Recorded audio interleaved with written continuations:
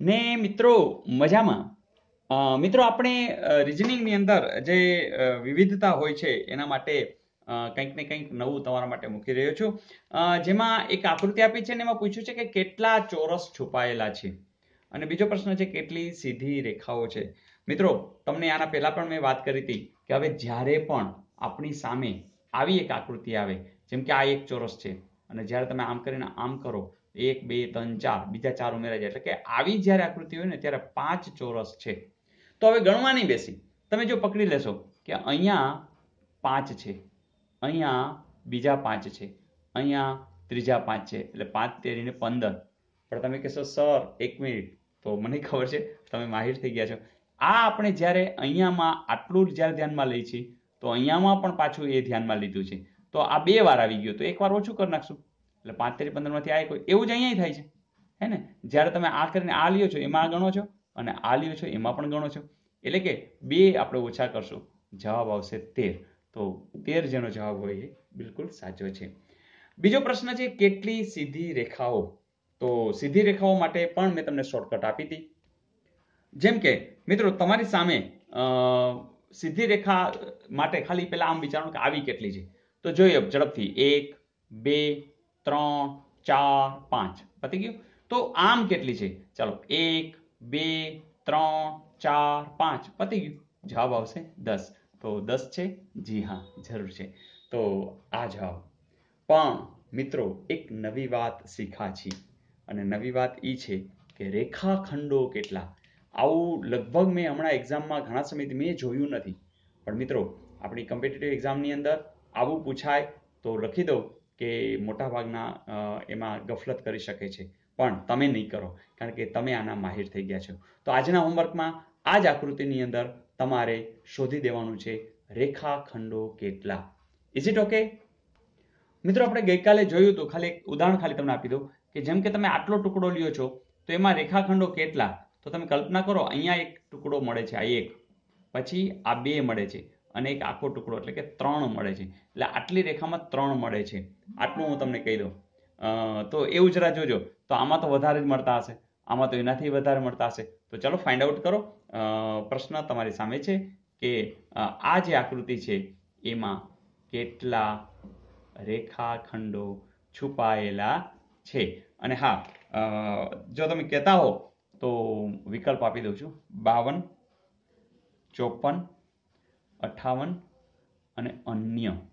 તો જરા જોજો હો, મેં અન્ય શબ્દ પણ વાપર્યો છે, પણ તમે અહીંયા છટકી નહીં શકો કારણ કે તમારે અન્ય લખ્યા પછી તમારે લખવાના પણ છે કે કેટલા રેખાખંડો છે. જેમ કે અન્ય લખી અને તમારે લખવાનું કે અહીંયા 68 છે કે 72 છે વગેરે વગેરે, કે 47 છે કે 46 છે કે જે કાંઈ આવતું હોય, પણ આ 3 સિવાયનું અન્ય આવતું હોય તો જો આમાંથી જ આવી જતું હોય નો પ્રોબ્લેમ. તો મજા આવી દોસ્તો. તો નવું નવું તમારા માટે હું રોજ લેતો જ આવીશ.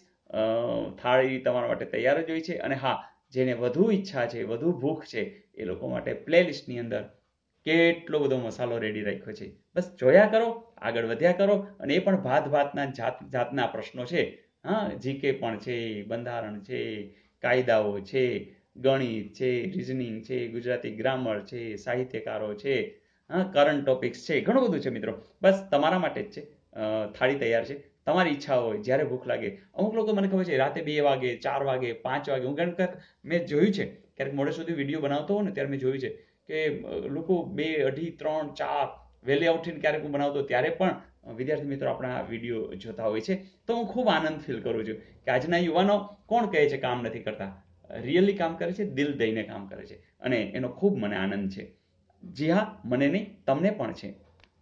મિત્રો પ્રેરણા તો બધાને મળતી જ રહે છે. જેમ કે રમેશભાઈ પોતે એક હોસ્ટેલમાં પહોંચી ગયા, સ્કૂલમાં પહોંચી ગયા અને ત્યાં શિક્ષકને વાત કરી અને એને કહ્યું કે મોબાઈલની અંદર આ રીતે આટલું બધું છે, તો કેટલો બધો રાજીપો. અને એમણે પણ આપણી સાથે હવે સપનું સેવી જ દીધું છે કે છેવાડાના વિદ્યાર્થી સુધી આપણે ગમે તેમ કરીને પહોંચ્યું છે, અને આ યુટ્યુબ ધી બેસ્ટ માધ્યમ છે મિત્રો. તો વિચાર તો કરો કેટલા અત્યારે 10મા ધોરણના વિદ્યાર્થીઓ, એ લોકોની પણ કોમેન્ટ્સ આવી રહી છે કે સર બહુ મજા આવે છે અને અમારો કોર્સ આગળ કરજો. તો જરૂરથી હું ઘણું બધું આની અંદર આગળ તમારા માટે મૂકવાનો જ છું. તો થેન્ક યુ રમેશભાઈ. બસ આ જ રીતે બધા કોઈ શિક્ષકોને વાત કરી દો, કોઈ ક્લાસીસમાં વાત કરી આવો, કોઈ પ્રિન્સિપાલ ઓળખીતા હોય એને વાત કરી દો કે ભાઈ 10મા ધોરણના વિદ્યાર્થીઓને આ ખાસ કહો. જો તમે કોલેજમાં હોય, કોલેજમાં લેક્ચરર હોય, વિદ્યાર્થીઓ, તો તમારા અનેક મિત્રો છે એ બધાને પણ તમે જાણ જરૂરથી કરી દો. તમે માત્ર એક જ વાર જાણ કરશો, એનો મોબાઈલ લઈ અને આપણી ચેનલ બતાવી દેશો, સબસ્ક્રાઇબ કરી દેશો, તો મને લાગે છે એનું ભણવાનું એક મોટું જે સપનું છે એ સહજ રીતે પૂરું થઈ જશે, એમાં કોઈ શંકા નથી. એ જ રીતે રાજીપો રજૂ કરી રહ્યા છે નીલમ સરવૈયા કે સવારમાં વલોણું મજા આવી જાય છે. તો મને એક વિચાર આવી ગયો કે ચલો સવારે જ હું મૂકી દઉં, જેથી કરીને બધાને મજા આવે. તો ધેટ્સ ગુડ, થેન્ક યુ. અને બસ બધા આનંદથી બધાને જોડતા રહેજો. એનો આનંદ તમને પણ મળવાનો છે, કારણ કે જ્યારે જ્યારે વિડીયો જોશે એ તમને એ અંદરથી એક એવું ફીલ કરશે કે સારું થયું મારા ફ્રેન્ડે મને આ વાત કરી. તો મિત્રો કોમેન્ટ લખતા જાજો. પણ હા, મને તો યાદ છે, તમને યાદ હોય કે ન હોય, આપણે ગઈકાલનું હોમવર્ક જોવાનું છે ને, ચલો જોઈ લઈએ. મિત્રો ગઈકાલના અંદર રેખાખંડો, જો આ નવો કન્સેપ્ટ છે મિત્રો, યાદ રાખજો, આવું પૂછાય તો તમે લોકો તો આગળ હશો જ. વાત એટલી છે કે જ્યારે તમે આટલો જ ટુકડો લ્યો છો તો અહીંયા રેખાખંડ રચાય છે. એટલે આમ ટુકડો હોય અથવા તો તમે આમ હોય રચના, તો બે આવા ટુકડા હોય ત્યારે 3 થાય. કેમ કે આ 1, આ 2 અને એક આ 3, બરાબર, મુખ્ય. એટલે 3 થશે. એટલે તમે વિચાર કરો કે અહીંયા તો કે 3 થશે, અહીંયા તો કે 3 થશે, અહીંયા તો કે 3 થશે. હવે આ ને આ એ તો 2 જ થશે, આ અને આ એ તો 2 જ થશે. તો હવે ચલો હવે આપણે આમ જોઈએ તો અહીંયા પણ જોજો 1, 2 અને 3, એટલે આ 3 થશે. 1, 2 અને 3, આ પણ 3 થશે. પણ અહીંયા 1, 2, 3, 4, 5 અને 6 થશે. તો મિત્રો આ ખાસ યાદ રાખવાનું છે, જે તમને આજના હોમવર્કમાં કામ આવવાનું છે. તો હવે ગણી લ્યો, 2 ને 3, 5 ને 3, 8 ને 3, 11 ને 13 ને 16 ને 22 ને 3, 25. તો જવાબ આપણો આવશે 25. એટલે જે લોકોએ 25 જવાબ લખ્યો છે એ બિલકુલ સાચા છે. તો આ એક નવો કન્સેપ્ટ રીઝનિંગ માટેનો, જે રેખાખંડો, સીધી લાઈન ને એ બધું પૂછાય તો આવું પણ પૂછાય તો બહુ મજા આવશે અને તમને જરૂરથી આવડી જશે.